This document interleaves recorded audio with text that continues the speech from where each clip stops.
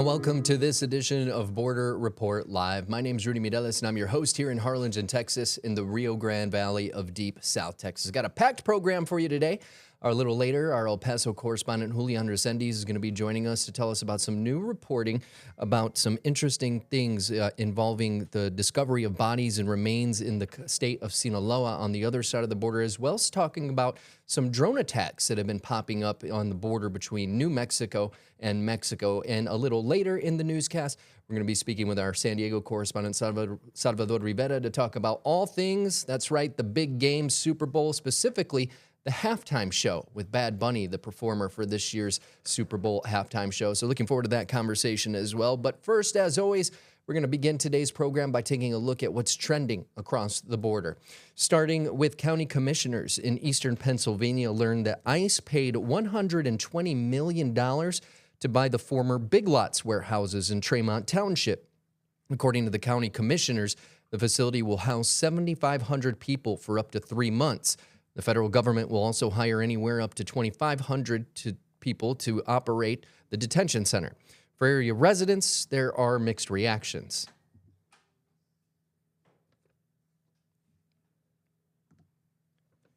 And having a slight technical difficulty there, but one resident says that she's very angry and does not like it. She's also scared. She says her husband is black and she thinks that they are looking for people of color. Another man said they're doing their job in reference to ICE, saying it's just like other people who have jobs to do. They have jobs to do, and that people ought to, instead of protesting, let them do their job. U.S. Senator John Fetterman, who represents Pennsylvania, sent a letter over the weekend to Secretary of Homeland Security Kristi Noem on Saturday, expressing his concern in opposition to the warehouse purchases. Long stays in detention centers have become more common in President Donald Trump's second term. In part, that's because a new policy generally prohibits immigration judges from releasing detainees while their deportation cases wind through backlogged courts. For the first time, the number of people in ICE custody has topped 70,000. 10% of those detainees have been in custody for at least 6 months, nearly 80 held for more than 2 years. The Supreme Court ruled in 2001 that Immigration and Customs Enforcement cannot hold immigrants indefinitely, finding that 6 months was a reasonable cap. In other news, immigration activists and attorneys say they have received a number of reports of federal agents impersonating construction workers, delivery drivers, and in some cases, anti-ICE activists in the state of Minnesota. And not all of those incidents have been verified during the ongoing immigration crackdown, but they have spread fear in a state already frightened by the ICE raids and deaths of 2 Americans by federal agents. Supporters of the crackdown say there are so many anti-ICE activists in Minneapolis that federal agents have been forced to adopt new methods of avoiding detection. Mexican authorities announced the discovery of bodies and remains in the northwestern state of Sinaloa in an area of an ongoing search for 10 missing workers from a Canadian gold and silver mine. I wanted to bring in our El Paso correspondent Julian Resendiz now to bring us up to speed on what's going on there. Julian? Rudy, as you may remember, a few days ago, we learned of the shocking disappearance of 10 people from the premises next to a Canadian-operated silver mine in the state of Sinaloa. What we know about Sinaloa, like what we have been telling you guys about Sinaloa, is that that's the base of the Sinaloa cartel, whom the U.S. government calls the most prolific exporter to the U.S. of fentanyl. There has been an ongoing war within the Sinaloa cartel ever since one of the factions, one of the sons of Joaquin El Chapo Guzman, who's the co-founder of the cartel, allegedly kidnapped his father's associate, Ismael El Mayo Zambada, put him on a plane and brought him to the U.S., and both of them surrendered.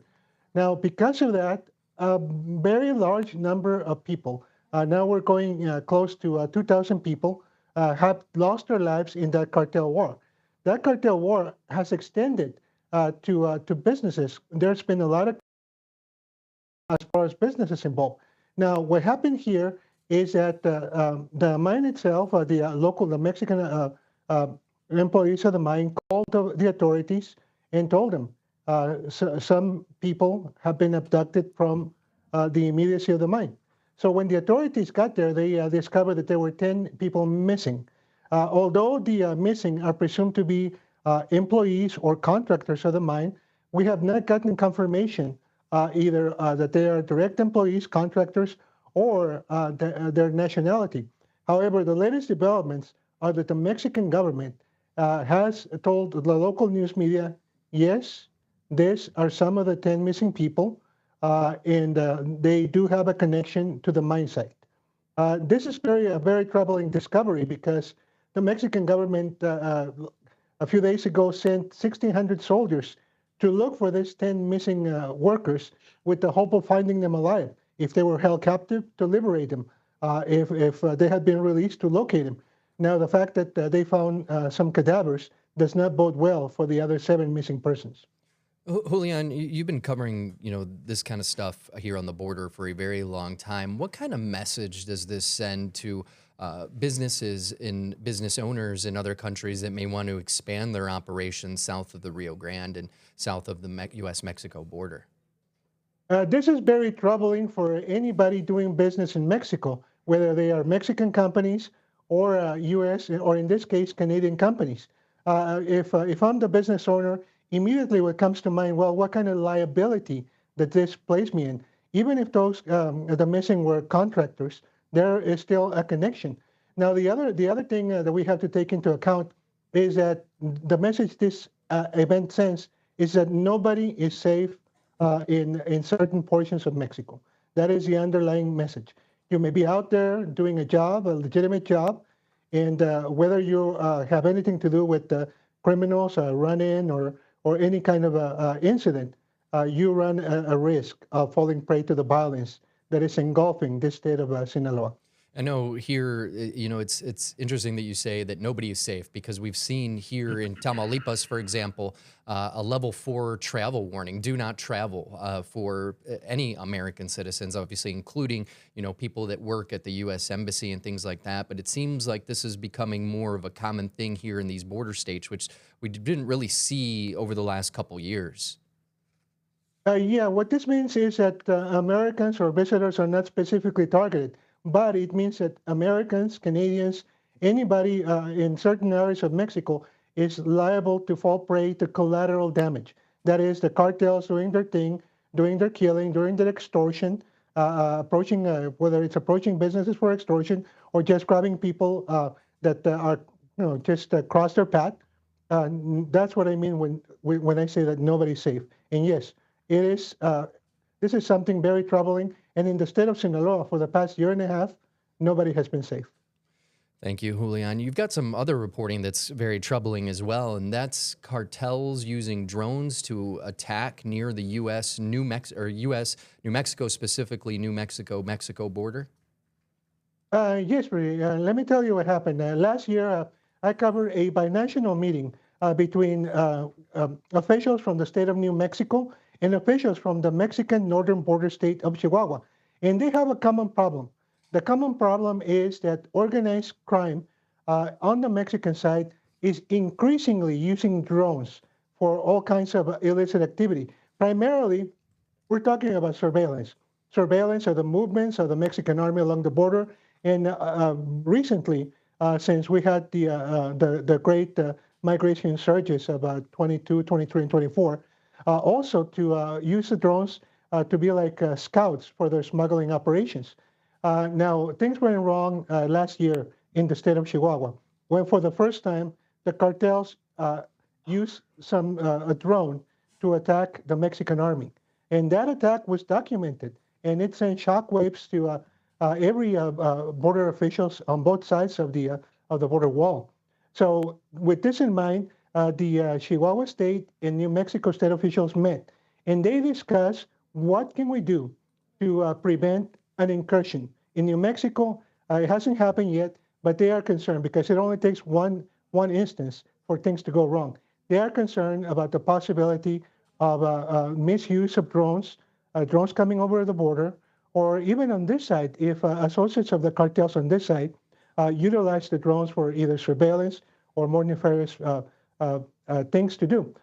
So the officials from both sides express support for each other, express mutual cooperation, and in the case of New Mexico, The New Mexico legislature right now is evaluating a state bill, a state law, to criminalize the illicit use of drones.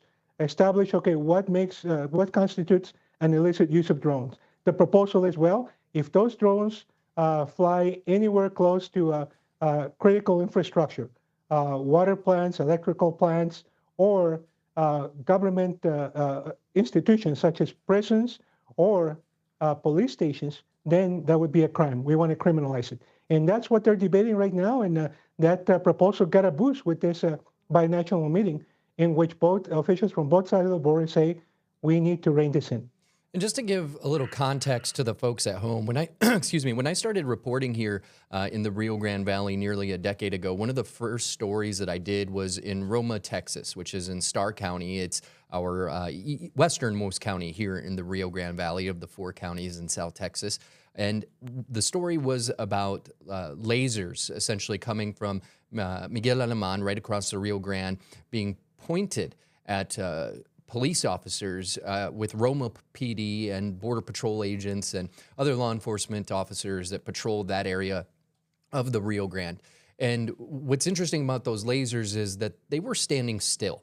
They were pointed right at where they wanted to be without dancing around. Now, I don't know if you've ever used a laser pointer for fun, but it's hard to keep that thing still without being on some kind of tripod, which kind of alludes to the fact that maybe these were weapons-mounted laser pointers. If it's that easy for a laser pointer to be used or a weapon potentially to be aimed at law enforcement from across the Rio Grande, it's kind of terrifying to think what could be done with a drone attack, because at least with those laser sights, it kind of gives you a heads up that somebody from somewhere is watching you at a minimum, seeing what you are trying to do. And so the thought of these things just flying over real quick, potentially attacking or dropping something like we've seen in Ukraine, I think that is pretty concerning for most officials all along the U.S.-Mexico border.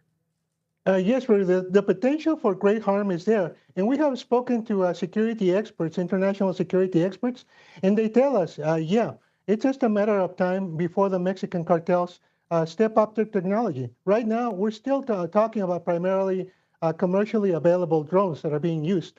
The drone attack that I told you in Chihuahua was carried out with a not very sophisticated drone, but it's only a matter of time before that becomes a real threat. And let me tell you, the one thing right now, that has kept Mexican criminals from attacking north of the border is this sort of gentleman's agreement south of the border.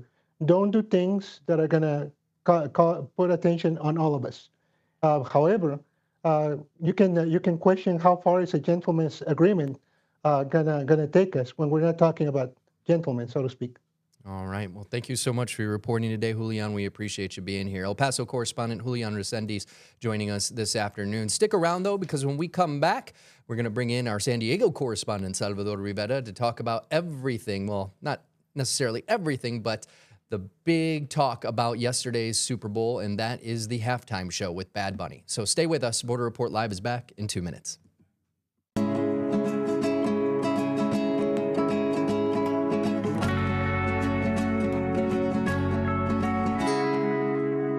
And welcome back to this edition of Border Report Live. My name is Rudy Mideles here in Harlingen, Texas.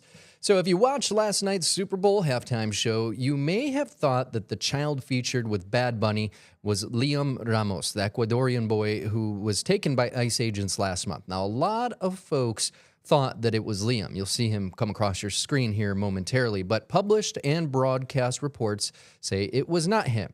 Instead, the child featured was Lincoln Fox, a half Argentinian and half Egyptian child model and actor. Again, you'll see him come across your screen here in just a moment. Right now, you've got Ricky Martin, who was one of the several celebrities. Here we go. This is the young child. You see Bad Bunny actually come up to him and hand him the Grammy, and that is the boy in question. But again, that is not Liam Cornejo Ramos. It is a child actor named Lincoln Fox. And that kind of brings us in now to our San Diego correspondent, Salvador Rivera.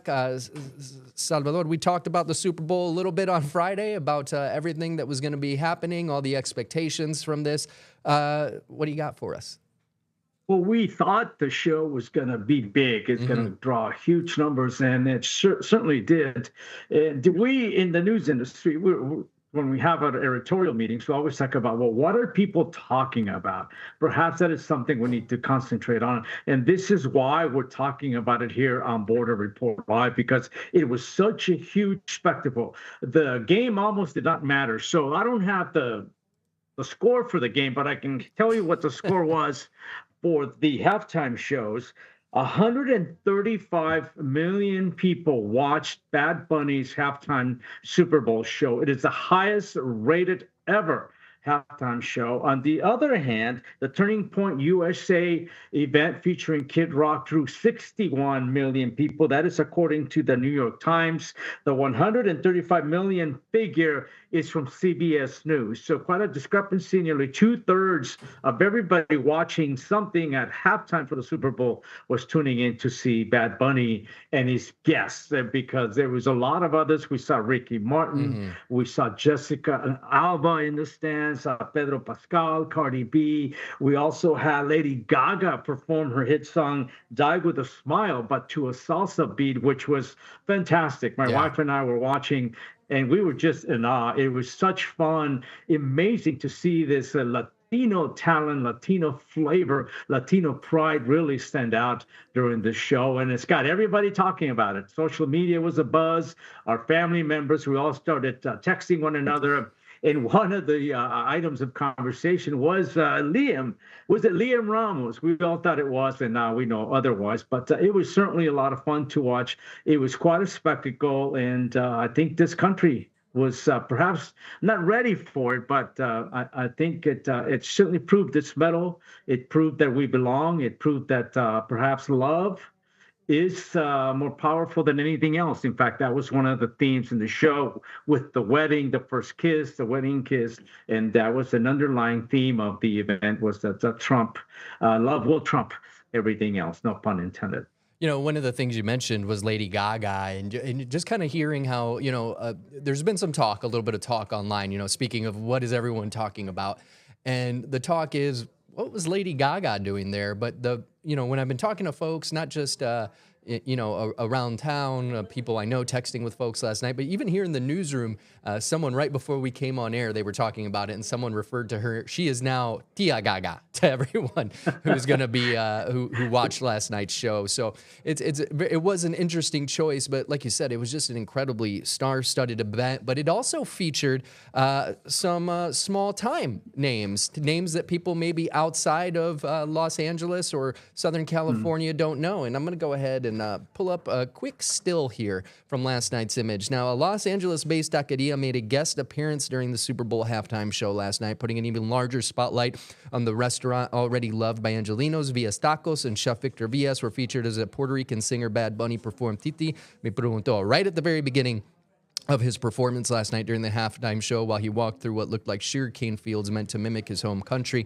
On Instagram, Villa said he is a first-generation Mexican-American born and raised in L.A. He said it was an honor to represent his raza and all the taqueros of the world by bringing his cart to Bad Bunny. Villa said he sold his first taco 8 years ago in front of his grandma's house. And right before we came on the air, you were actually making a phone call. Tell us a little bit about that. We were trying to figure out how busy they were. We also reached out to our counterparts up at KTLA to see if they were doing a story on Villa's Tacos, because you would imagine with such publicity that they were going to be inundated with people for lunch and perhaps onto the dinner hour. We couldn't get through. We got a recording talking about how they don't sell anything online. Everything has to be ordered in person at the restaurants. We know they have 3 franchises now. They have just blown up. They're incredibly tasty tacos. I have not had them, so I cannot make that claim, but I'm told that they are probably the best in all of Los Angeles. So, and Bad Bunny reached out, and they went up there and were part of the show. And of course, Bad Bunny was trying to integrate portions of Puerto Rico, Latin America, that a lot of Latinos ourselves tend to congregate with: the barbershop, the manicurists, taco shops. We play dominoes. So that's what he was trying to do, to get some of the Latin life out there for mainstream America to see and experience. And it was certainly well taken. But I must add, not everybody liked it. I do want to share with you what President Trump said about the show. And this is him. This is a quote from his social media. "The Super Bowl halftime is absolutely terrible. one of the worst ever. It makes no sense. It's an affront to the greatness of America and doesn't represent our standards of success, creativity, and excellence. Nobody understands a word this guy is saying. And the dancing is disgusting, especially for young children that are watching from throughout the United States and all over the world. Lastly, he said, this show is just a slap in the face to our country. Again, that is from President Trump, but makes you wonder if he was critical of the show, perhaps he was watching and not watching the Kid Rock event on social media. Yeah, in our 4 p.m. newscast here at valleycentral.com, one of the things we do is called the Comment Now. And we bring up people's comments from social media. We ask them to comment now at the beginning of our newscast, and we also look at what's already been commented. And that's kind of how we pick what we're gonna kind of feature for that story, is seeing what's already generating buzz, so we can get people interacting with our newscasts in real time, and again bring their comments on air so they can be part of the newscast. And it was interesting that everybody, pretty much, I would say 90% of the hundreds of comments that we had on that post already said, oh, so he wasn't watching the Kid Rock show. He was watching Bad Bunny. People were even posting videos of President Trump at Mar-a-Lago last night during his Super Bowl party watching Bad Bunny live. So that was interesting to see, as well, as you mentioned there. I got to ask you, before we head into a break, my favorite part of the show, and I think it's a lot of folks that are sitting behind me here in our newsroom here in Harlingen, one of my favorite parts was seeing the little boy sleeping while everybody was dancing. He was on those chairs, and it was reminiscent of my times going to a boda or a quinceañera or something when I was a young boy, being like, oh man, I'm ready to go to sleep, passing out, and then my parents waking me up with all the music going on around me. Hey, it's time to go, let's go. So what was your favorite part of last night's halftime show? That was fun. I really loved Lady Gaga's performance to their song, to the salsa beat. It was just a different way to sing that amazing song, to show off her amazing talent. I really liked at the end when we had the parade of all the flags from Central and North America, the Caribbean. I think that sent a really powerful message that we're all here, we're all part of America. And then remember, Bad Bunny did say he praised America, God bless America. He made it part of his show as well. The American flag was certainly featured prominently. So I do hope that this message carries on, and perhaps people become more inclusive and more tolerant of all of us Latinos who live in the United States and appreciate what we do and how we do contribute to the greatness of this country. All right. Well, thank you so much for your reporting, Salvador. We appreciate you joining us today. San Diego correspondent Salvador Rivera joining us to talk about last night's halftime show, Super Bowl halftime show with Bad Bunny. If it's a big sporting event that involves cross-border culture, you can expect Salvador to be reporting on it. All right. Well, stay with us. Got a few more headlines when we come back. Border Report Live is back in 2 minutes.